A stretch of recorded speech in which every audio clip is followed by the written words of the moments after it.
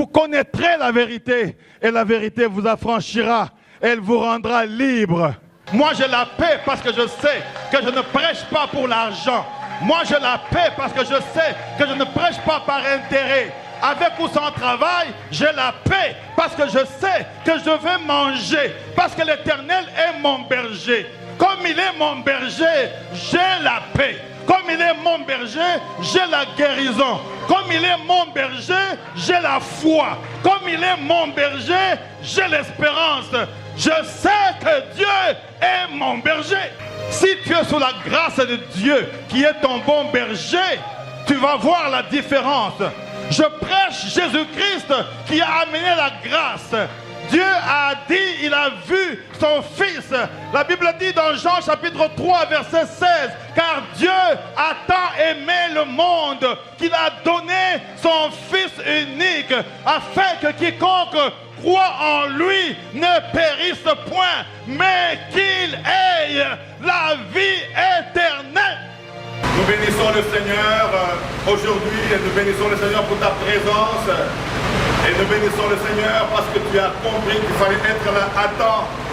Et désormais, nous le ferons ainsi et nous respecterons le programme au nom de Jésus. Amen. Il y aura des moments où ça va être de 8h30 à 11h. Il y aura des moments où ça va être de 8h à 10h30. Et ça va se faire ainsi. Gloire à Dieu. Amen. Gloire à Dieu. Amen. Pendant plusieurs mois, 2, 3, je ne sais pas encore, nous parlerons du psaume 23. Psaume 23. Et pendant ce temps, par la grâce de Dieu, je parlerai non pas seulement comme prophète ou apôtre, mais je parlerai comme docteur. Et cela veut dire que chaque dimanche, il faut amener ton cahier ou ton carnet pour écrire. Et je crois que chacun connaît bien le psaume 23. Vous le maîtrisez, vous le lisez, vous le récitez tous les jours. Mais j'aimerais te dire que cette année, par la grâce de Dieu, tu vas comprendre le psaume 23. Tu n'es pas avec moi, je recommence. Je dis que tu vas comprendre le psaume 23. Amen. Tu l'as longtemps récité. Tu l'as longtemps bloqué. Tu as longtemps chanté le psaume 23. Mais par la grâce de Dieu, tu vas comprendre aujourd'hui l'importance du psaume 23. Et quand tu lis le psaume 23, tu réalises que de Genèse à Apocalypse, Dieu parle dans ce psaume. Alléluia. Amen. Et nous lirons aujourd'hui un seul, pas même un seul verset, mais le début qui dit « L'Éternel est mon berger ». Est-ce que tu es avec moi? Amen. Et quand tu répartis cela, ça peut nous prendre 3 mois. Je n'ai pas dit l'Éternel est mon berger, je ne manquerai de rien. Non, je dis l'Éternel est mon berger. Et je m'arrête là. Merci. L'Éternel est mon berger. Alléluia. Est-ce que tu sais que l'Éternel est ton berger? Je demande si tu es au courant que l'Éternel est ton berger. Et ce matin, tu vas réaliser par la grâce de Dieu que c'est vrai, l'Éternel est ton berger. Amen. Alléluia. Amen. Alléluia. Amen. Mais pourquoi se côté les mamans Julie, les mamans Monique ne font que causer? Je demande, est-ce que tu sais que l'Éternel est ton berger? Amen. C'est ce que je demandais. Vous causer à l'église. S'il y a moyen de fermer votre téléphone, plutôt les mettre sous silence. Et ne pas poser avec des gens sur le téléphone. Et ne pas poser entre vous, s'il vous plaît. Parce que nous sommes dans la maison de Dieu. Que veut dire l'Éternel est mon berger? Pourquoi dit-on que Dieu est notre berger? Je commence par vous rappeler qu'à la trompette sonnera, je suis le berger principal. Parce que là où il y a la trompette sonnera, c'est moi le berger. C'est une charge. La Bible dit, c'est une nécessité qui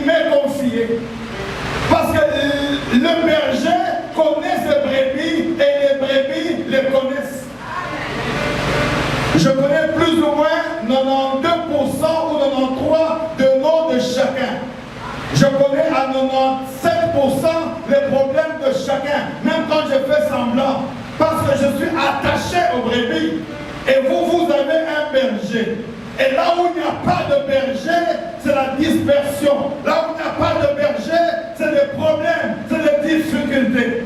Si déjà à mon niveau, je suis ton berger, si déjà à mon niveau, à 2 heures du matin, tu peux m'appeler pour que je prie avec toi, pour qu'ensemble on voie qu'est-ce qu'il faut faire, c'est parce que tu sais que Dieu existe, mais sur la terre, il y a un berger que Dieu t'a donné.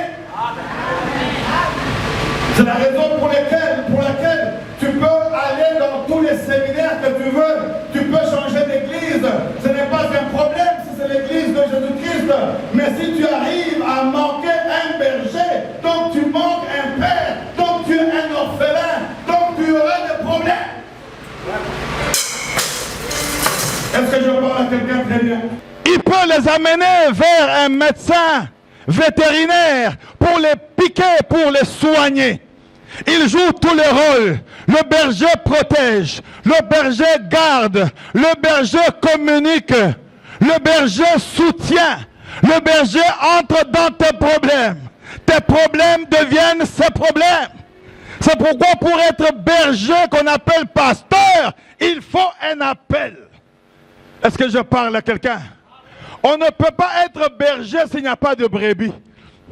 On ne peut pas être pasteur s'il n'y a pas les gens que tu cambes. Que dis-je? Les gens que tu suis.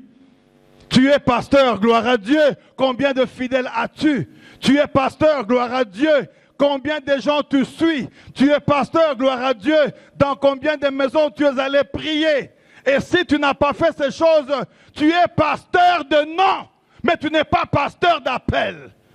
Ah, vous n'allez pas dire amen aujourd'hui, mais c'est la vérité. La Bible dit, vous connaîtrez la vérité, et la vérité vous affranchira, elle vous rendra libre.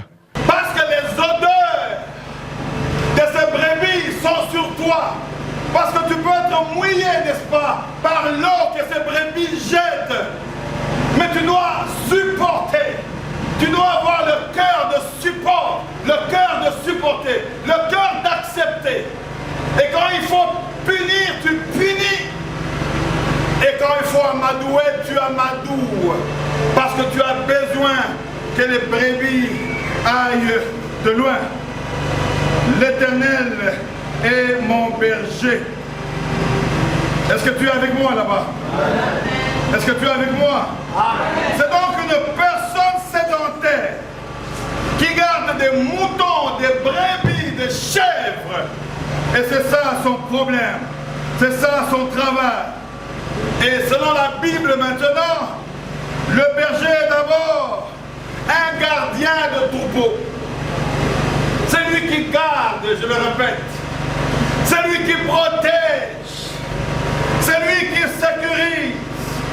Et chaque fois que les brebis sont en train de jouer, quand ils voient le berger, même quand ils jouent encore, ils sont contents de voir le berger. C'est comme à la maison. Même si vous jouez, vous êtes puni par papa, il est en voyage 2 mois. Quand il revient, vous avez la joie parce que papa est arrivé.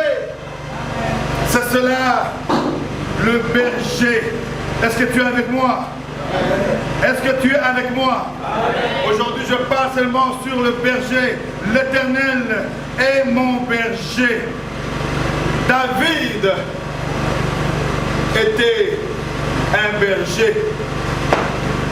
David, dans sa souffrance, a pu paître les brebis. Et David, dans sa souffrance, a été négligé par sa famille. Parce que même sa naissance était compliquée. On se doutait même sur sa mère. C'est pourquoi la plupart de ses frères le reniaient encore. Et c'est comme ça que David dit, je suis né dans l'iniquité.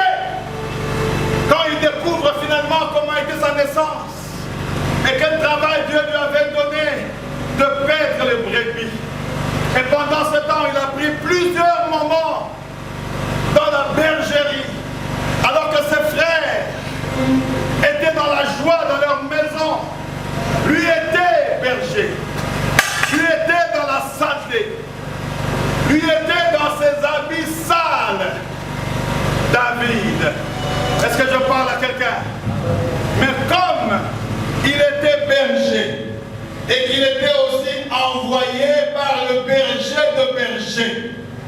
ça qu'il a eu la récompense. Et c'est là qu'il a eu la force d'ouvrir la bouche de l'ours. C'est là qu'il a eu la force de tuer le lion. Parce qu'il était berger. Il avait cette difficulté. Et finalement, Dieu l'a ramené à la royauté. Alors qu'il était berger, son père l'a même renié. Pour dire qu'il n'y avait pas d'autres enfants dans la maison qui pouvaient devenir rois. Alors on lui a dit, regarde bien, il y a encore quelqu'un d'autre qui n'est pas là. Lorsque Dieu est ton berger, il va se souvenir de toi. Lorsque Dieu est ton berger, même dans tes difficultés, il sera toujours avec toi. Lorsque Dieu est ton berger, il va continuer à te soutenir dans tes problèmes. Lorsque Dieu est ton berger, même dans ta maladie, il sera toujours avec toi. C'est pourquoi la Bible dit, c'est par ces meurtrissures que nous sommes guéris. Le berger symbolise aussi l'autorité. Être berger, c'est avoir aussi un titre politique comme les rois dans le temps. Ils étaient des bergers. Les Déborah étaient des prophètes, mais ils étaient des bergers. Moïse était un berger. Il ne parlait pas, il bégayait, mais Dieu lui avait donné la mission de garder le peuple d'Israël. C'est comme ça que même quand il voulait renier, quand il n'avait pas de l'eau ou à manger, Dieu le conduisait. Et lui, sans parler, conduisait le peuple d'Israël. Lorsque Dieu est ton berger, même les problèmes les plus difficiles seront résolus parce que Dieu est derrière toi.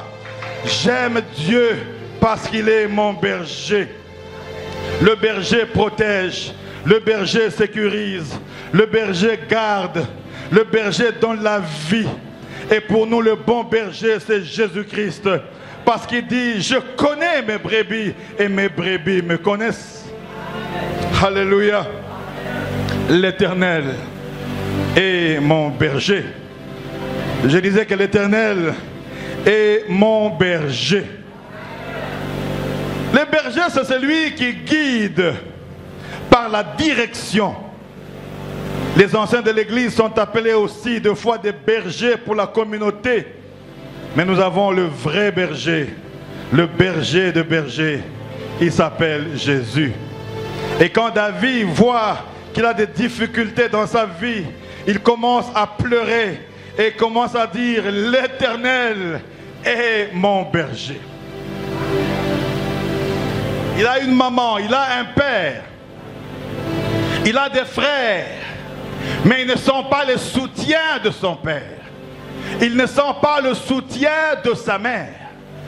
Ils ne sont même pas le soutien de ses frères.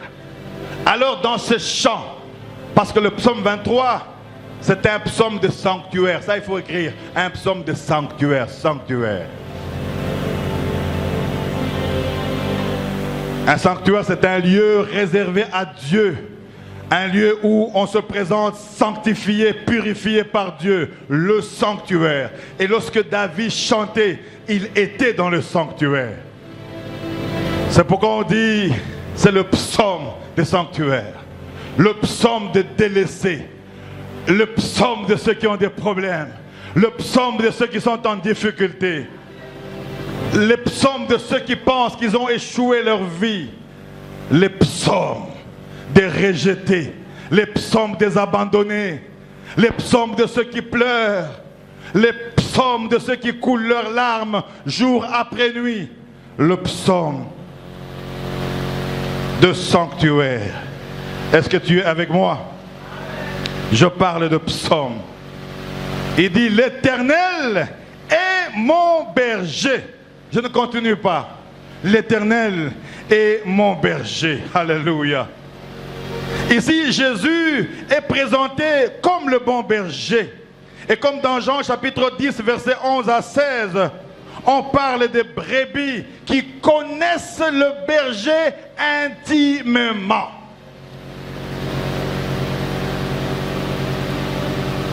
Vous savez, si je regardais seulement vos problèmes, je peux démissionner. Or, avec Dieu, on ne démissionne pas. Donc, je connais que tel est impudique, tel est voleur, tel est menteur, tel insulte sa mère, tel frappe son père, tel fuit à l'école. Mais je vous supporte toujours parce que je suis votre berger. Le berger supporte. Le berger a l'amour. Or, l'amour ne soupçonne point le mal. L'amour aime tout. L'amour tolère. L'amour protège. L'amour guide. L'amour oriente. C'est pourquoi je vous aimerai toujours. Parce que vous êtes mes brebis, vous êtes mes enfants. Et j'ai le droit de continuer. Soit à blâmer, soit à vous aimer. Mais soit à prêcher la parole pour que Dieu vous change. L'Éternel est mon berger. Un berger, même quand il n'a pas une église, même dans son quartier, il peut réunir 4-5 personnes. Commencer à leur parler. Il a l'esprit de la bergerie. On t'appelle pasteur ou berger, tu es sûr que ça vient de Dieu? Dans ton cœur, toi-même, tu connais. Comment tu es calme comme ça? Il n'est que 10h25. Est-ce que je peux continuer? Aujourd'hui, là, avec ou sans, l'Éternel est notre berger. On va en parler et on va terminer. L'Éternel est mon berger. Je disais que dans Jean chapitre 10 verset 11, Jésus dit, je suis le bon berger. Je ne suis pas seulement le berger comme le prophète, mais moi je suis le bon berger. Est-ce que tu comprends la différence? Le bon berger donne sa vie pour les brebis. Dormez bien, maman Nelly, dormez encore. Donc vous croyez que je ne peux pas prendre mon billet et ma Mireille, on dit, on part voir nos enfants. C'est un péché. Parce que celui qui ne tient pas compte de sa famille est comment? On a des enfants aussi, on vient. Nous avons 4 petits-fils. Comment? 4 petits-fils. Ces fils, il n'y a pas encore de filles, hein? Non, mais chez Grady, c'est la fille, non? Ça fait 5. Donc on a aussi envie d'aller jouer un peu avec les enfants, être encinglé, on me tape comme on me tape souvent là. Mais la bergerie que Dieu m'a confiée me bloque pour être aussi un peu avec toi. Est-ce que je parle à quelqu'un? C'est une nécessité. Quand vous avez le don, ça devient une charge. Ça devient obligatoire. Même si tu laisses, tu abandonnes, tu vas recommencer parce que tu as l'appel. Sois dans la joie d'avoir un berger qui t'aime, qui te connaît, qui prie pour toi, qui connaît tes problèmes. Est-ce que je parle à quelqu'un? Mais Jésus, lui, il est le bon berger. Il pardonne tout. Il écoute tout. Il te ramène vers la délivrance. Dans Jean chapitre 10, verset 14, la Bible dit encore, je suis le bon berger. Je connais mes brebis et mes brebis me connaissent. Et dans Ésaïe chapitre 40, verset 11, la Bible dit, comme un berger, il paîtra son troupeau. Il prendra les agneaux dans ses bras et les portera dans son sein. Il conduira les brebis qui les allaitent. Ésaïe parlait de Jésus. Il va paître le troupeau. Il va prendre les agneaux. Il va les mettre dans ses bras. Cela veut dire, il va s'occuper d'eux. Jésus s'est occupé de nous. Et c'est par la grâce que nous sommes sauvés, par le moyen de la foi. Parce que le bon berger est venu. Non pas pour que nous puissions avoir la mort, mais pour que nous puissions avoir la vie. Et dans Jean chapitre 10, verset 10, la Bible dit, le voleur ne vient que pour voler, dérober et tuer ou égorger. Mais moi, je suis venu afin que mes brebis aient la mort, afin que mes brebis aient la vie et qu'ils aient la vie en abondance. Est-ce que c'est bien clair? L'Éternel est mon berger. Dans 1 Pierre chapitre 5 verset 2, la Bible dit, paissez le troupeau de Dieu qui est sous votre garde. Non pas les contraindre par la volonté humaine, Non pas pour un gain sourdide, mais avec empressement. Non pas comme les dominants, mais comme les aimants et comme les protégeants. Alléluia. Alléluia. Alléluia. Beaucoup de ceux qui s'appellent pasteurs aujourd'hui, ils le travaillent pour un gain, Et les gens ouvrent des églises, des assemblées comme ça, parce qu'ils ont besoin de l'argent, parce qu'ils ont besoin d'un fonds de commerce. Ils sont nombreux, ceux-là, qui ouvrent sans appel, qui ouvrent sans permission. Il dit à sa femme, j'ai cherché tellement le travail, je n'ai pas eu le travail. J'ai envie de commencer une œuvre. Sans appel, sans verset biblique, sans formation, sans le Saint-Esprit. Et c'est comme ça qu'il commence. Ça peut même grandir. Ça peut même avoir 10 000 membres ou 20 000 membres. Mais est-ce que Dieu t'a appelé? C'est comme ça qu'il y a des églises, quand elles commencent, à peine vous les voyez à 3 000, 5 000. Mais après 10 ans, vous apprenez qu'ils ont disparu parce qu'ils n'avaient pas l'appel. Parce que la motivation que le pasteur, entre guillemets, avait était une autre motivation. Où est-ce que tu pries? Dans une église où le berger vous appelle chaque fois, les 3 voitures que tu as, Dieu montre que l'une m'appartient. Voleur. Un berger est désintéressé.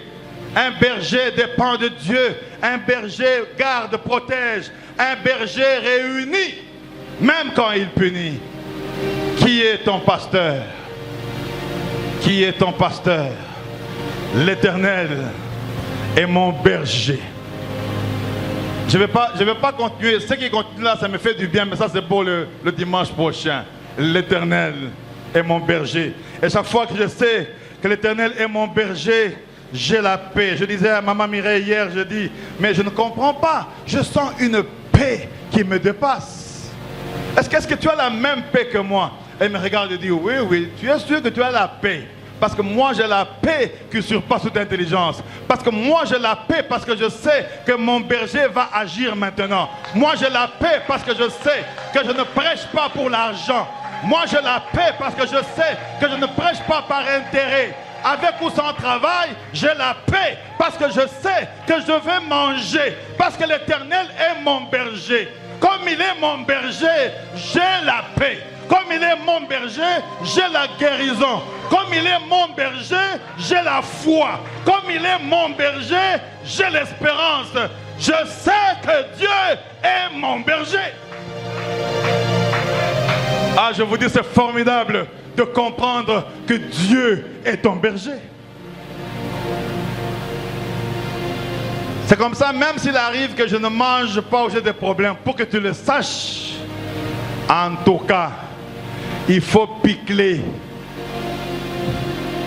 Parce que même quand je suis débordé, quand je monte au sanctuaire ici, je me rappelle que l'Éternel est mon berger. Je prêche bien et même très bien. Parce que je sais que le berger aussi, il récompense ses enfants. Le berger, c'est celui qui récompense. Je peux t'appeler. Qu'est-ce que tu fais là? Quel est ton problème? Oh, moi. C'est quoi ton problème? Oh, moi-même. Oh, $300. C'est quoi ton problème? Passe à la maison. Ou bien prends. Pas parce que j'en ai. Parce que je vois ton problème. Je vois que là, si je t'abandonne, tu peux tomber. Je te le donne parce que je suis ton berger. Et si moi, je peux le faire, mais l'Éternel Dieu qui a créé les cieux et la terre, mais l'Éternel Dieu qui a créé les eaux, mais l'Éternel Dieu qui a créé les poissons de la mer, il a créé les oiseaux du ciel. Oh, j'aime ce Dieu-là. Il est mon berger. En 2026, tu vas réaliser que l'Éternel est ton berger. Tout dépend de la foi. Tout dépend de ce que tu attends de lui. Mais moi, je te prêche le bon berger, le véritable berger, le berger des bergers. Est-ce que je parle à quelqu'un? Dans cette église, peut-être tu ne le savais pas encore, tu vas le savoir aujourd'hui. Lorsque j'ai reçu l'appel, j'ai eu 3 messages de Dieu. j'ai 3 messages principaux que je donne. Le premier message, c'est la faveur de Dieu. Nadia peut connaître ça, je crois. La faveur de Dieu. La faveur de Dieu, cela veut dire la grâce divine. Ça, c'est dans mon cœur. Je compte tellement sur la grâce. Et toute ma vie est basée sur la grâce et sur la faveur de Dieu. Et le deuxième message que je prêche, c'est la destinée. C'est pourquoi je dis, quand tu es une femme ou un homme de la destinée, tu ne vas pas mourir comme tout le monde. Parce que ton destin est entre les mains de Dieu. Ton destin est entre le berger des bergers. Il sait bien garder, il sait bien protéger, le bon berger. Et le troisième message que je prêche, c'est la puissance de la résurrection. Souvent vous dites, non, prophète, quand vous prêchez, vous augmentez ma foi. La puissance de la résurrection augmente ta foi, te donne la victoire, te donne l'espérance. La puissance de la résurrection. Ce sont les 3 messages que je prêche. Et toi, tu es pasteur, tu es berger, Dieu t'a appelé. Quels sont les messages que Dieu t'a donnés? Commence à réfléchir, réfléchis. Et ça, en côté, rentre, dis à Dieu, donne-moi le message. Quand tu travailles à la SNEL, on t'engage. On te dit, tu es directeur adjoint chargé des opérations. Et on te forme pendant 3 mois. Regarde comment tu vas faire les opérations. Contrôle les barrages d'Inga, contrôle toutes ces choses. Tu as l'appel à la SNEL, mais tu connais ta fonction. Et toi, quand on te demande, tu travailles où? À la SNEL. Tu fais quoi? Non, moi je travaille à la SNEL. C'est faux. Tu ne travailles pas à la SNEL. Tu n'as pas eu un message. Tu n'as pas eu une formation. Tu es berger. Tu peux être bergère aussi, sans prêcher ici. Tu peux être berger de ta famille. Tu peux réunir ta famille. Tu peux réunir les voisins du quartier. Si Dieu t'appelle, il va te donner cette charge-là de la bergerie. Est-ce que je parle à quelqu'un? Est-ce que je parle à quelqu'un? La faveur de Dieu est un message qui montre que Dieu reste toujours ton berger. Dieu reste toujours ton protecteur. Et sa grâce est toujours sur toi. Et elle va demeurer sur toi. Parce que nous parlons du bon berger. Le bon berger t'apporte la grâce. Il y a une différence entre la grâce présidentielle qui arrive chaque fin de l'année, où on dit tel qui était condamné. Il y a les juristes qui me regardent. Bon sommeil, maman Nelly. Tel sont graciés. Ça, c'est le président qui parle. Et le ministre de la Justice va suivre les procédures et tu vas sortir. Ce n'est pas de cette grâce-là que moi je parle. Ça, c'est la grâce présidentielle qui est humaine.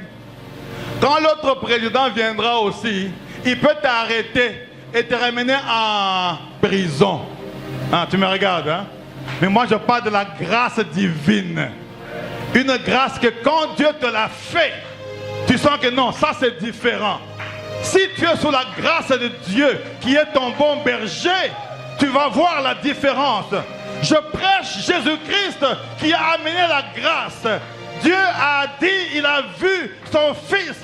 La Bible dit dans Jean chapitre 3 verset 16, car Dieu a tant aimé le monde qu'il a donné son Fils unique, afin que quiconque croit en lui ne périsse point, mais qu'il ait la vie éternelle.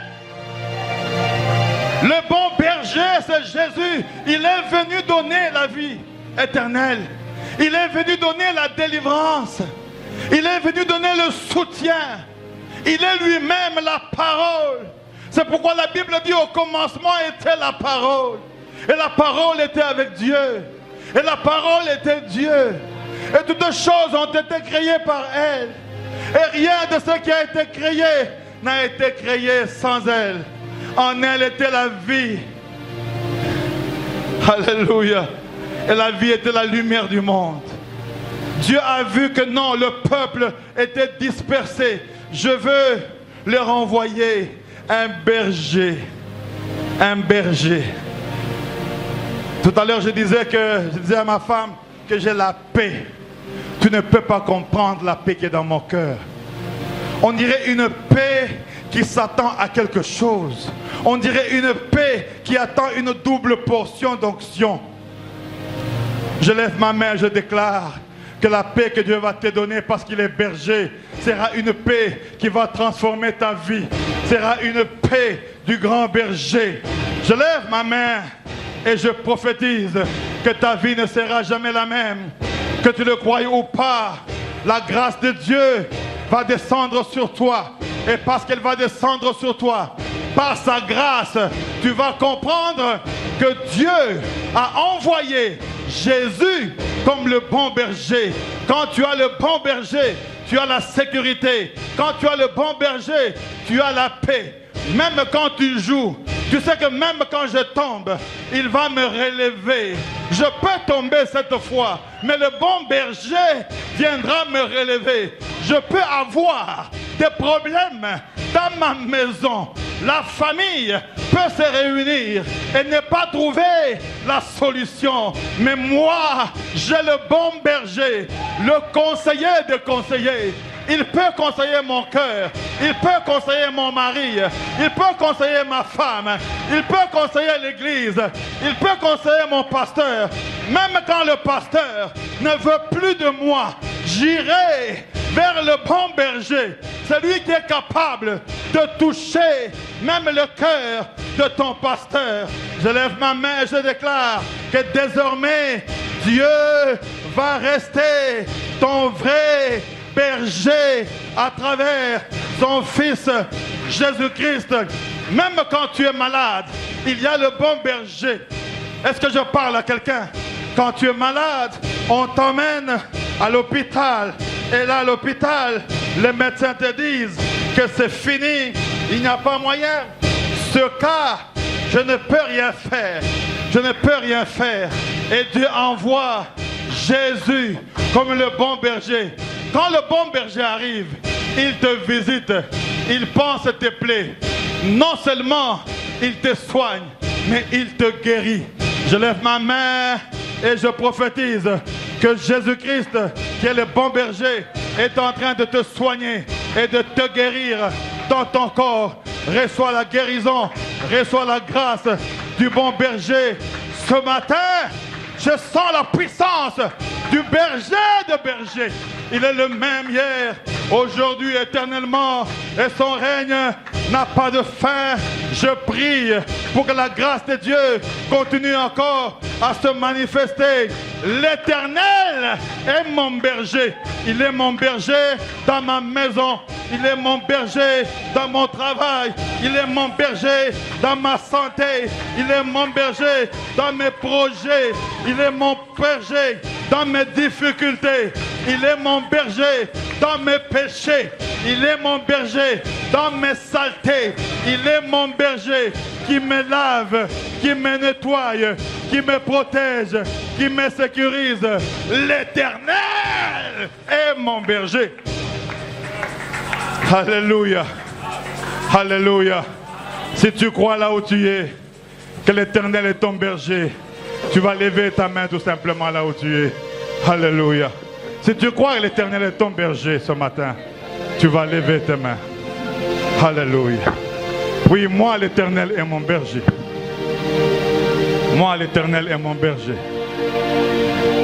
Et si tu crois aussi que l'Éternel est ton berger, tu vas lever les mains. Est-ce que tu peux lever tes mains là où tu es? Alléluia.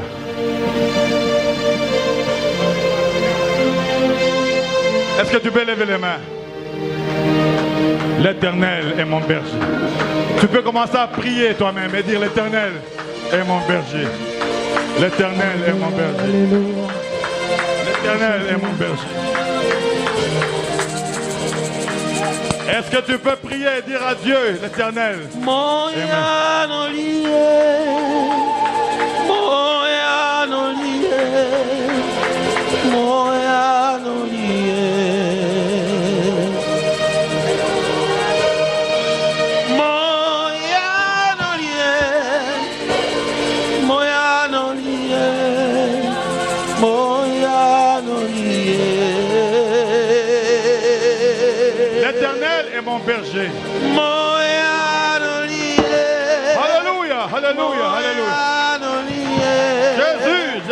Jésus.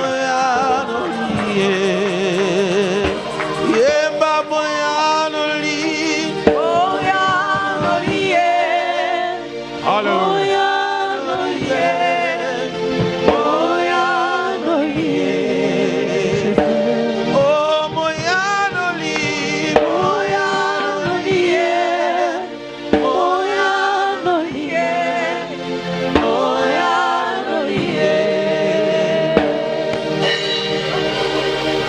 Père, je bénis ton nom ce matin.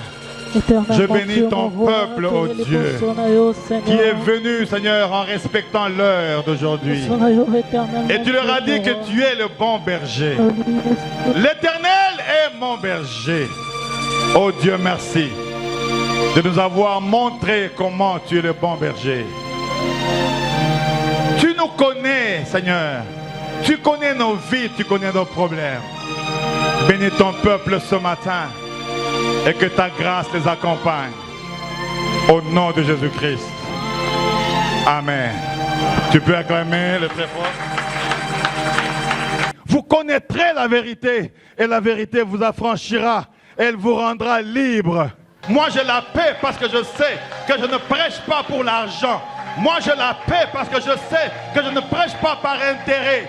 Avec ou sans travail, j'ai la paix parce que je sais que je vais manger, parce que l'Éternel est mon berger. Comme il est mon berger, j'ai la paix. Comme il est mon berger, j'ai la guérison. Comme il est mon berger, j'ai la foi. Comme il est mon berger, j'ai l'espérance. Je sais que Dieu est mon berger. Si tu es sous la grâce de Dieu, qui est ton bon berger, tu vas voir la différence. Je prêche Jésus-Christ qui a amené la grâce. Dieu a dit, il a vu son Fils. La Bible dit dans Jean chapitre 3 verset 16, car Dieu a tant aimé le monde qu'il a donné son Fils unique, afin que quiconque croit en lui ne périsse point, mais qu'il ait la vie